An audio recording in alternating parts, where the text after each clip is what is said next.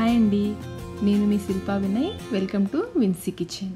పండగలప్పుడు పెద్దగా హడావిడి లేకుండా ఈజీగా చేసుకోగలిగే 4 రకాల పిండి వంటల్ని ఈరోజు మనం చూద్దాము.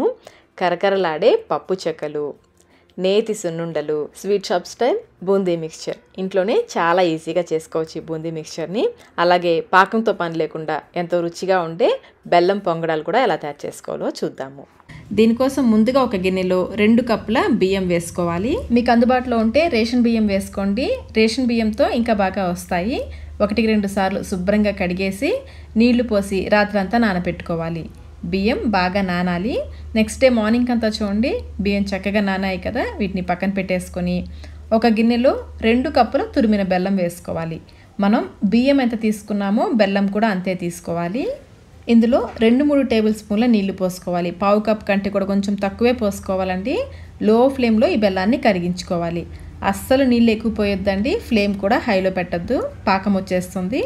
లో ఫ్లేమ్లో తక్కువ నీళ్లు పోసి ఇలా కరిగించుకొని స్టవ్ ఆఫ్ చేసేసి వీటిని పూర్తిగా చల్లారనివ్వాలి. ఇప్పుడు మిక్సీ జార్లో నానపెట్టుకున్న బియ్యం వేసుకొని అలాగే 4 యాలకులు కూడా వేసుకోవాలి. ఇందులో కూడా చాలా కొంచెం నీళ్లు పోసి గ్రైండ్ చేసుకోవాలండి. నీళ్ళు అస్సలు ఎక్కువ వేయొద్దు, వీలైనంత తక్కువ నీళ్ళతో గట్టిగా గ్రైండ్ చేసుకోవాలి. అలాగే మెత్తగా గ్రైండ్ చేసుకోవాలి. చూడండి ఈ విధంగా గట్టిగా మెత్తగా ఉండాలి. ఇప్పుడు ఇందులో మనం కరిగించుకున్న బెల్లం సిరప్ని సగం వరకు వేసుకోవాలి. మనం పిండిని గట్టిగా రుబ్బుకుంటే ఈ సిరప్ వేసాక పలచబడకుండా ఉంటుంది, అందుకనే పిండిని కొంచెం గట్టిగా రుబ్బుకోవాలి. ఈ సిరప్ వేసాక మరొకసారి గ్రైండ్ చేసుకుని ఒక గిన్నెలోకి వేసేసుకోవాలి. పిండిని మరీ పలచగా చేసుకోవద్దండి, కన్సిస్టెన్సీ చూస్తున్నారు కదా, ఈ విధంగా ఉండాలి. అలాగే మిగిలిన బియ్యాన్ని కూడా కొంచెం నీళ్ళు వేసి గ్రైండ్ చేసుకుని చివరిలో బెల్లం సిరప్ కూడా వేసి గ్రైండ్ చేసి ఇందులో కలిపేసుకొని పక్కన పెట్టేసుకోండి. ప్యాన్లో 1 టేబుల్ స్పూన్ నెయ్యి వేసుకుని నెయ్యి కాగిన తర్వాత చిన్నగా కట్ చేసుకున్న ఎండు కొబ్బరి కానీ పచ్చి కొబ్బరి కానీ చిన్న చిన్న ముక్కలుగా కట్ చేసుకుని వేయించుకోవాలి. లైట్గా కలర్ చేంజ్ అయితే సరిపోతుందండి. ఇలా వేయించేసుకుని గ్రైండ్ చేసుకున్న పిండిలోకి వేసుకోవాలి. అలాగే 1 టేబుల్ స్పూన్ నువ్వులు కూడా వేసుకోవాలి. నాకు ఆ వీడియో క్లిప్పింగ్ మిస్ అయిందండి. వేయించుకున్న కొబ్బరి, 1 టేబుల్ స్పూన్ నువ్వులు, అలాగే 2 టేబుల్ స్పూన్ల గోధుమ పిండి కానీ మైదా పిండి కానీ వేసుకోవచ్చు. ఈ పిండి ఇందులో బాగా కలిసేలాగా కలుపుకోవాలి. పొరపాటున పిండి కొంచెం పలచగా ఉందనుకోండి, 1 టేబుల్ స్పూన్ మరొక టేబుల్ స్పూన్ గోధుమ పిండి వేసి కలుపుకోవచ్చు. నాకైతే 2 స్పూన్లు కరెక్ట్గా సరిపోయింది. పిండి చూడండి ఈ విధంగా దోశ పిండిలాగా ఉండాలి.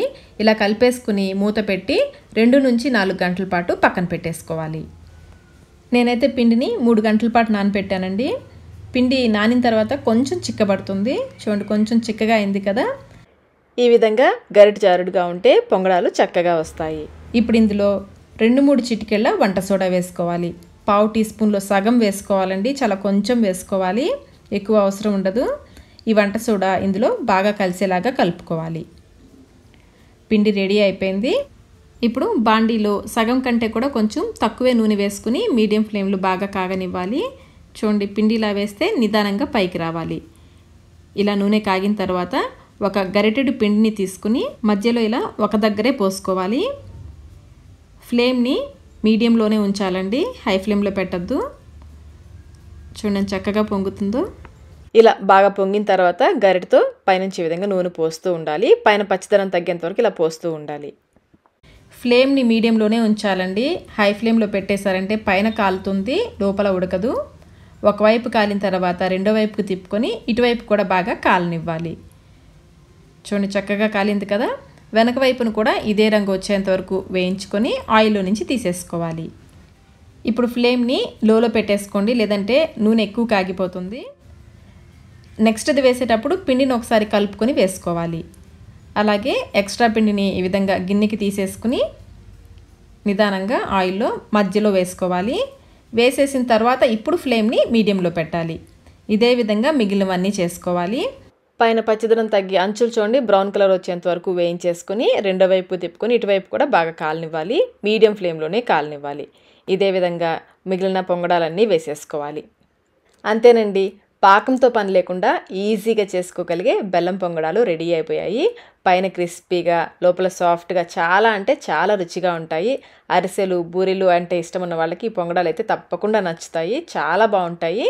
మీరు కూడా తప్పకుండా ట్రై చేయండి. ఇప్పుడు మన నెక్స్ట్ రెసిపీ వచ్చేసి పప్పు చెక్కలు.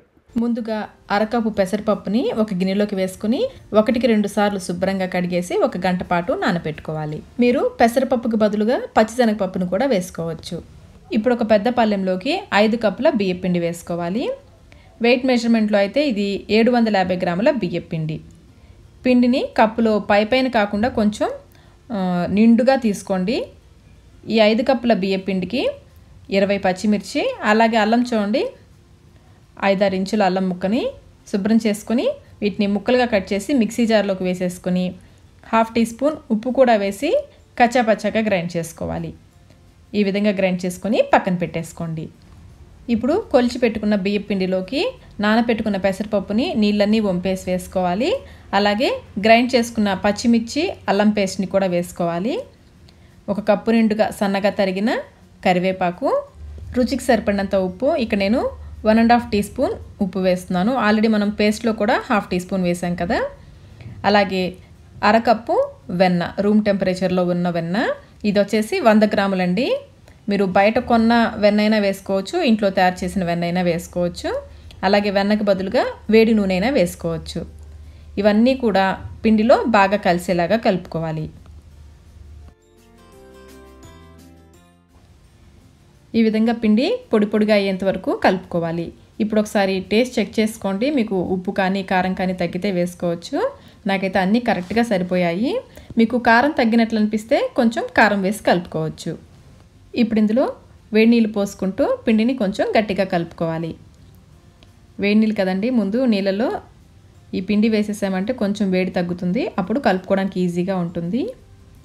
ఒకేసారి ఎక్కువ నీళ్ళు పోయకుండా కొంచెం కొంచెం పోసుకుంటూ చూసుకుంటూ కలుపుకోవాలి.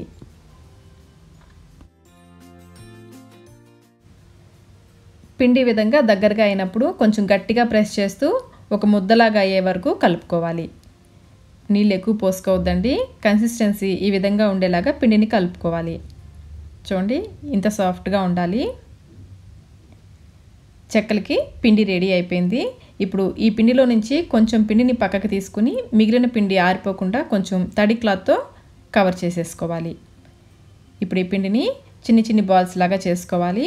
మరి పెద్ద పెద్దవి కాకుండా చూడండి, ఈ సైజులో ఉంటే సరిపోతుంది. ఇలాగే కొన్ని బాల్స్ని చేసుకుని పక్కన పెట్టేసుకోండి. చెక్కల్ని చేయడానికి నేను పాలిథిన్ కవర్ తీసుకున్నానండి. మీరు బటర్ పేపర్ అయినా, milk packet, oil packet covers అయినా తీసుకోవచ్చు. కొంచెం నూనెతో గ్రీస్ చేసుకుని చూడండి, వీడియోలో చూపిస్తున్నట్లుగా ఒక అడుగున ఫ్లాట్గా ఉన్న గిన్నెని తీసుకుని ఈ గిన్నెకి కూడా కొంచెం నూనెని రాశారంటే ఇలా స్ప్రెడ్ చేసేటప్పుడు ఈజీగా ఉంటుంది. ముందు కొంచెం నొక్కి తర్వాత ఈ విధంగా స్ప్రెడ్ చేసుకోవాలి. పూరి ప్రెషర్ లేని వాళ్ళకి ఈ విధంగా చేసుకోవడం ఈజీగా ఉంటుందండి. చెక్కల్ని చూడండి ఈ విధంగా కొంచెం మందంగా ప్రెస్ చేసుకోవాలి. నేనైతే చేత్తోనే చేసేస్తానండి, నాకు చేత్తోనే ఈజీగా ఉంటుంది. చూడండి ఈ విధంగా స్ప్రెడ్ చేసేసుకోవాలి.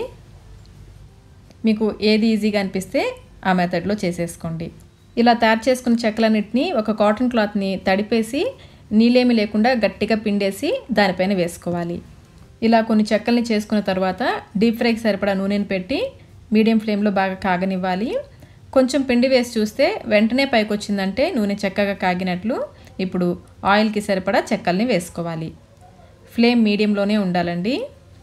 ఎక్కువ క్వాంటిటీలో చేస్తున్నప్పుడు కొంచెం పెద్ద బాండి పెట్టుకున్నారంటే త్వరగా చేసేసుకోవచ్చండి చెక్కల్ని. నూనెకి సరిపడా చెక్కల్ని వేసుకుని 1 నిమిషం పాటు అలా వదిలేయండి. పైన పచ్చిదనం తగ్గిన తర్వాత స్పూన్తో ఈ విధంగా లైట్గా ప్రెస్ చేయాలి. ఇలా చేయడం వల్ల చెక్కలు వంగిపోకుండా చక్కగా ఫ్లాట్గా వస్తాయి. మరీ గట్టిగా ప్రెస్ చేయొద్దండి, విరిగిపోతాయి. లైట్గా ప్రెస్ చేస్తూ ఒకవైపు కాలిన తర్వాత నిదానంగా రెండో వైపుకు తిప్పుకోవాలి. ఇలా రెండు వైపులా తిప్పుకుంటూ లైట్ గోల్డెన్ బ్రౌన్ కలర్ వచ్చేంత వరకు వేయించుకోవాలి. ఆయిల్లో వచ్చే నొరగలు కూడా చూడండి లైట్గా తగ్గాయి. కలర్ కూడా ఈ విధంగా ఉంటే సరిపోతుంది, మరి ఎర్రగా వేయించుకోవద్దు. నిదానంగా ఆయిల్లో నుంచి తీసేసుకోండి. వీటిని తీసేటప్పుడు ఫ్లేమ్ని లోలో పెట్టేసుకోండి. ఎక్సెస్ ఆయిల్ని డ్రైన్ చేసేసుకోవాలి. చూడండి చెక్కలను చక్కగా వచ్చాయి కదా. ఇదే విధంగా మిగిలిన చెక్కలన్నింటినీ వేయించుకోవాలి. ఈ చెక్కల్ని వేయించడానికి కొంచెం టైం పడుతుంది కాబట్టి ఒకవైపు చెక్కల్ని వేయించుకుంటూ మరొక వైపు మనం చెక్కల్ని చేసేసుకుంటే చాలా త్వరగా చేసేసుకోవచ్చు. చూసారు కదా ఎంత ఈజీగా చేసుకోవచ్చో చెక్కల్ని. ఈ చెక్కలన్నీ కాల్చిన తర్వాత కొంచెం సేపు ఆరనివ్వండి. వేడి తగ్గిన తర్వాత ఒక ఎయిర్ టైట్ డబ్బాలో కనుక స్టోర్ చేసుకుంటే ఎక్కువ రోజులు క్రిస్పీగా ఉంటాయి. ఇప్పుడు మనం నేతి సున్నుండలు ఎలా తయారు చేసుకోవాలో చూద్దాము. ఈ సున్నుండలు చేసుకోవడానికి ముందుగా 1 కప్పు ఇక్కడ నేను మినుములు తీసుకున్నానండి. మీరు మినుములకు బదులుగా 1 కప్పు మినపగుళ్ళని కూడా తీసుకోవచ్చు. లో ఫ్లేమ్లో మాడిపోకుండా కలుపుకుంటూ వేయించుకోవాలి. మినుములు మీకు చక్కగా వేగితే కమ్మటి వాసన కూడా వస్తుందండి. ఇవి ఆల్మోస్ట్ వేగిపోయాయి. ఇక 2 నిమిషాల్లో స్టవ్ ఆఫ్ చేసేస్తాము అన్నప్పుడు ఇందులో 2 టేబుల్ స్పూన్ల బియ్యం వేసుకోవాలి. బియ్యం వేసుకోవడం వల్ల సున్నుండలు నోట్లో చుట్టుకోకుండా ఉంటాయండి. 1-2 నిమిషాల పాటు వేయించుకోవాలి. మినుములు ఆల్మోస్ట్ వేగిపోయాయి అనుకున్నప్పుడు బియ్యం వేసుకోవాలి. ముందే వేసేసారంటే మాడిపోతాయి. 2 నిమిషాల పాటు వేయించుకొని స్టవ్ ఆఫ్ చేసేసుకోండి. మనకి ఇవి వేగేయో లేదో తెలియాలంటే ఒక మినుమును తీసుకొని పగలగొట్టి చూడండి. అవి చక్కగా మనకి ఎర్రగా ఉండాలి. లోపల చూడండి, ఈ విధంగా ఉండాలి. ఇలా వేయించుకోవాలి. నాకైతే పెద్ద బర్నర్ మీద లో ఫ్లేమ్లో 15 మినిట్స్ టైం పట్టిందండి ఇవి వేగడానికి. వీటిని ఒక ప్లేట్లోకి పోసుకుని పూర్తిగా చల్లారనివ్వాలి. ఇవి పూర్తిగా చల్లారిన తర్వాత మిక్సీ జార్లోకి వేసుకుని ఇందులో 2 యాలకులు కూడా వేసి గ్రైండ్ చేసుకోవాలి. మరీ మెత్తగా గ్రైండ్ చేసుకోవద్దండి, అలానే మరీ బరకగా కూడా గ్రైండ్ చేసుకోకూడదు. మనకి కొంచెం ఇలా చేతితో తాకితే లైట్గా బరకగా ఉండాలి. ఇలా గ్రైండ్ చేసుకుని దీన్ని ఒక ప్లేట్లోకి పోసేసుకోండి. మనం తీసుకున్న 1 కప్పు మినుములకి 3/4 కప్పు పంచదార పడుతుంది. అదే మీరు బెల్లం వేసుకోవాలనుకుంటే 1 కప్పు తురిమిన బెల్లం వేసుకోవచ్చు. ఇప్పుడైతే నేను పంచదారతో చేస్తున్నాను. పంచదారని మిక్సీ జార్లో వేసి గ్రైండ్ చేసుకుని చూడండి, ఈ విధంగా లైట్గా బరకగా ఉండేలాగా గ్రైండ్ చేసుకోవాలి. ఇప్పుడు ఈ పంచదార పొడిని గ్రైండ్ చేసుకున్న మినప్పిండిలోకి వేసేసుకోవాలి. ఈ పంచదార పొడి మినప్పిండి బాగా కలిసేలాగా కలుపుకోవాలి. ఇలా పంచదార మినప్పిండి 2 కూడా బాగా కలిసేలాగా కలుపుకున్న తర్వాత ప్యాన్లో 2 టేబుల్ స్పూన్ల నెయ్యి వేసుకోవాలి.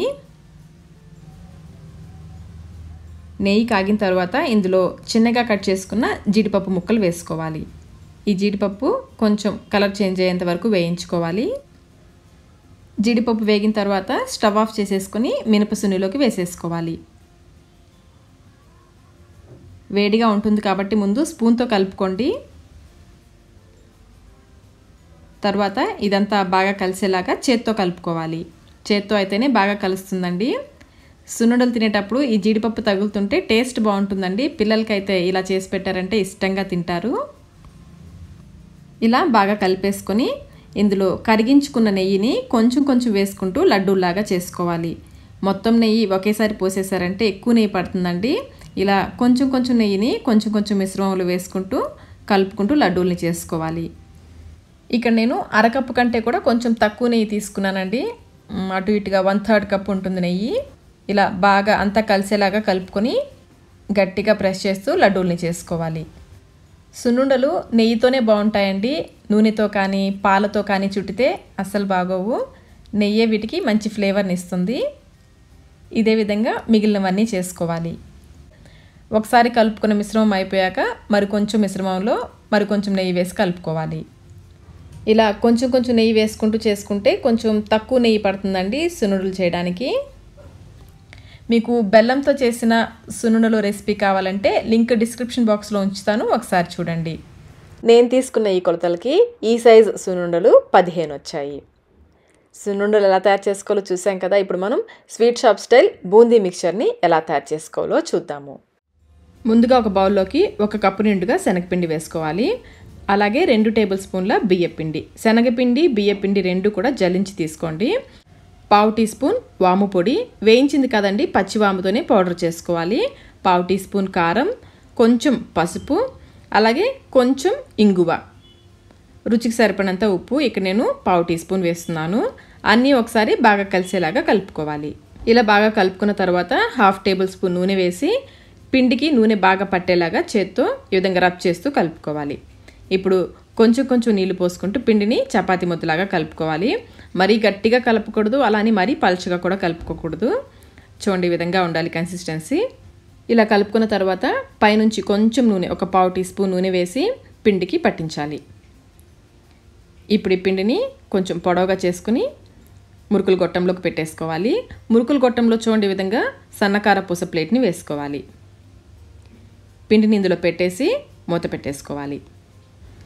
ఇప్పుడు డీప్ ఫ్రైకి సరిపడా నూనెని పెట్టి మీడియం ఫ్లేమ్లో బాగా కాగనివ్వాలి. నూనె కాగిన తర్వాత ఫ్లేమ్ని మీడియంలో ఉంచి ఒక చుట్టు మురుకులు ఒత్తుకోవాలి.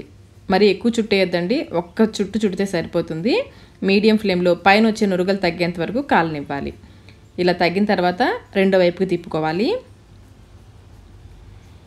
ఇటువైపు కూడా 1 నిమిషం పాటు కాలిన తర్వాత తీసేసుకోవాలి. మరి ఎర్రగా కాల్చేయొద్దండి, మాడినట్లు వాసన వస్తుంది. పైన నురుగలు తగ్గేంత వరకు కాల్చుకొని ఆయిల్లో నుంచి తీసేసుకోవాలి. ఇదే విధంగా మిగిలిన పిండి అంతటితో కారపూసను వేసేసుకోవాలి. నాకైతే ఈ సైజువి 3 చుట్టలు వచ్చాయి. ఇప్పుడు వీటిని నిదానంగా ప్రెస్ చేస్తూ ముక్కల్లాగా చేసుకోవాలి. వీటిని ఒక ఎయిటెడ్ బాక్స్లో పెట్టేసుకుని పక్కన పెట్టేసుకోండి. ఇప్పుడు బూందీ కోసం ఒక బౌల్లో 2 కప్పుల శనగపిండి వేసుకోవాలి. అలాగే 2 కప్పుల శనగపిండికి అరకప్పు బియ్యపిండి కూడా వేసుకోవాలి. బియ్యపిండి వేయడం వల్ల బూందీ బాగా క్రిస్పీగా వస్తుంది. అలాగే నూనె కూడా ఎక్కువగా పీల్చుకోదు. బూందీ మంచి కలర్ కోసం కొంచెం పసుపు, రుచికి సరిపడా ఉప్పు, నేను ఇక్కడ 1/2 టీ స్పూన్ వేస్తున్నాను. అలాగే 1/2 టీ స్పూన్లో సగం వంట సోడా వేసుకుని బాగా కలుపుకోవాలి. బేకింగ్ సోడా మరి ఎక్కువ వేసుకోవద్దండి, కొంచెం వేసుకుంటే సరిపోతుంది. ఇలా బాగా కలుపుకొని కొంచెం కొంచెం నీళ్ళు పోసుకుంటూ పిండిని గరిట జారుడుగా కలుపుకోవాలి. ఒకేసారి నీళ్ళు ఎక్కువ పోసేయద్దండి, కొంచెం కొంచెం పోసుకుంటూ చూసుకుంటూ కలుపుకోవాలి. పిండిని ఈ విధంగా టైట్గా ఉండలేమి లేకుండా కలుపుకున్న తర్వాత ఇప్పుడు మరి కొంచెం నీళ్ళు పోసి పలుచగా కలుపుకోవాలి. ముందే ఎక్కువ నీళ్ళు పోసేసారంటే పిండి ఉండలు కట్టేస్తుంది. కన్సిస్టెన్సీ చూడండి, ఈ విధంగా ఉండాలి. మరి పలుచగా ఉండకూడదు, అలానే మరి చిక్కగా కూడా ఉండకూడదు. ఇప్పుడు మనం బూందీ వేసేసుకుందాము. నూనె బాగా వేడెక్కిన తర్వాత కొంచెం పిండి వేసి చూడండి. బూందీ చక్కగా పొంగుతూ వచ్చింది అంటే మనం వేసిన బేకింగ్ సోడా కరెక్ట్గా సరిపోయినట్లు. ఒకవేళ మీకు పొంగకపోతే మరి కొంచెం బేకింగ్ సోడా వేసుకోండి. వీటిని తీసి పక్కన పెట్టేసుకొని ఒక గరిటెడు పిండిని తీసుకుని బూందీ గరిటని నూనె పైన పెట్టుకుని ఈ పిండిని పోసుకోవాలి. ఫ్లేమ్ మీడియంలోనే ఉండాలండి, లేదంటే బూందీ పొంగదు. గరిటతో ఇలా తిప్పుతూ ఉంటే బూందీ చక్కగా పడుతుంది. మరి ఎక్కువ వేసుకోవద్దు, ఆయిల్కి సరిపడా వేసుకుని మీడియం ఫ్లేమ్లో క్రిస్పీగా అయ్యేంత వరకు వేయించుకోవాలి. నురగలు తగ్గిన తర్వాత గరిటతో కలుపుకుంటూ ఉండాలి. ఒక బూందీ నొక్కి చూస్తే బాగా క్రిస్పీగా ఉంటే వేగినట్లే. ఇప్పుడు ఆయిల్లో నుంచి తీసేసుకోవాలి.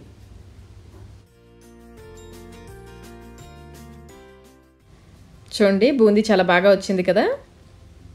ఎక్సెస్ ఆయిల్ డ్రైన్ చేసేసుకొని ఒక పెద్ద ప్లేట్లోకి వేసేసుకోండి. అలాగే బూందీ గరిటని వెనక వైపున ఎప్పటికప్పుడు క్లీన్ చేసుకుంటూ ఉండాలి. అలాగే రివర్స్లో పెడితే మనం నెక్స్ట్ వాయి వేసేటప్పుడు బూందీకి తోకలు రాకుండా ఉంటుంది. అలాగే బూందీ గరిట లేని వాళ్ళు ఈ విధంగా చిల్లులు గరిటలో అయినా వేసుకోవచ్చు, లేదా కొబ్బరి కోరేది ఉంటుంది కదా, దాంతో అయినా మనం బూందీ వేసుకోవచ్చు. నెక్స్ట్ వాయి వేసేటప్పుడు నూనెని కొంచెం కాలనిచ్చాక నెక్స్ట్ వాయి వేసుకుంటే బూందీ చక్కగా పొంగుతుంది. మనం కొబ్బరి కోరేదాంతో వేసినా కానీ బూందీ చాలా బాగా వస్తుందండి. చూసారు కదా రౌండ్గా ఎంత బాగా వచ్చిందో. మీడియం ఫ్లేమ్లో బాగా క్రిస్పీగా వేయించుకొని ఆయిల్లో నుంచి తీసేసుకోవాలి. ఇదే విధంగా మిగిలిన బూందీ అంతా చేసుకొని పక్కన పెట్టేసుకోండి. ఇప్పుడు ఆయిల్లో అరకప్పు పల్లీలు వేసుకుని మీడియం ఫ్లేమ్లో బాగా క్రిస్పీగా అయ్యేంత వరకు కలుపుకుంటూ వేయించుకోవాలి. ఎక్సెస్ ఆయిల్ డ్రైన్ చేసుకొని పక్కన పెట్టేసుకోండి. అలాగే అరకప్పు పుట్నాలు, తినే శనగపప్పు అంటారు కదా, వాటిని కూడా 1 నిమిషం పాటు వేయించుకుంటే సరిపోతుంది. మరి ఎక్కువసేపు అవసరం లేదు. 1 నిమిషం పాటు వేయించుకొని నూనెలోంచి తీసుకుని ఎక్సెస్ ఆయిల్ డ్రైన్ చేసుకొని పక్కన పెట్టేసుకోండి. అలాగే అరకప్పు అటుకులు కూడా వేసుకుని వేయించుకోవాలి. కొంచెం కొంచెం వేసుకోండి, అటుకులు చక్కగా పొంగుతాయి.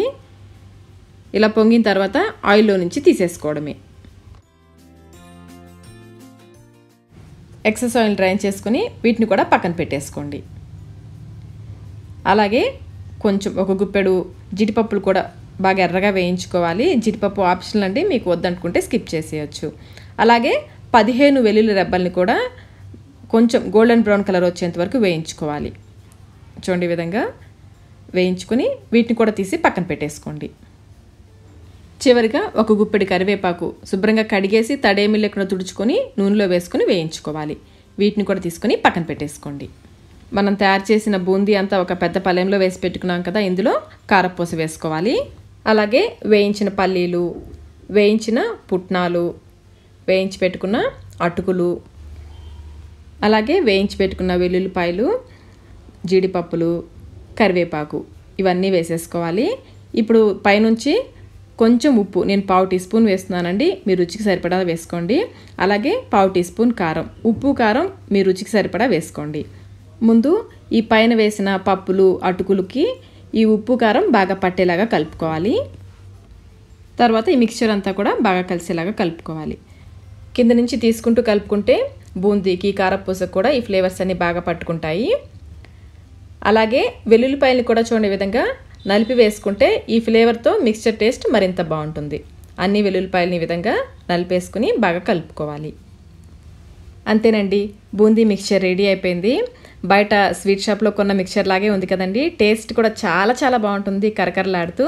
మరి ఇంకెందుకు ఆలస్యం, మీరు కూడా ఈ బూందీ మిక్చర్ని ఒకసారి తప్పకుండా ట్రై చేయండి. ట్రై చేసి మీకు టేస్ట్ ఎలా అనిపించిందో మాకు కమెంట్ రూపంలో తెలియచేయండి. ఈ వీడియో మీకు నచ్చినట్లయితే లైక్ చేయండి, మీ ఫ్రెండ్స్కి ఫ్యామిలీ మెంబర్స్కి షేర్ చేయండి. Thank you.